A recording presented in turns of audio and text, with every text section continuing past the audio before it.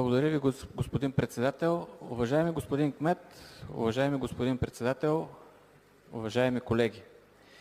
На фона на продължаващата суша в страната и все по-редките валежи от дъжд и сняг, би било естествено жителите на Пловдив да посрещат всяка капка с облекчение. Вместо това обаче дъждът се превръща в изпитание за нас, гражданите на града. Само за 2 дни, типичен за сезона дъжд, са достатъчни, за да се превърнат редица улици в истински плавателни канали. Получихме сигнали от жители, преминаващи по улица Владая, на скоро ремонтирана улица с нов асфалт, канализация и отводнителна система.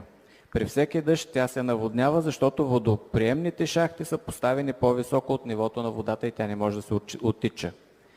Друг сигнал ни информира, че дворът на детска градина Еделвайс редовно се превръща в езеро, а родителите са принудени да търсят начин да стигат до входа с сухи крака. Това е недопустимо, особено когато става дума за достъпа на малки деца. Още в началото на пролетния сезон ние от Възраждане поставихме въпрос относно състоянието и графика за почистване на дъждоприемните шахти в Пловдив. Полученият отговор бе незадоволителен, а днешната ситуация ясно показа липсата на ефективни действия от страна на общинската администрация. При всеки по-продължителен дъжд, макар и неинтензивен, Пловдив отново потъва. Това поражда сериозни съмнения относно състоянието, поддръжката и управлението на отводнителната система.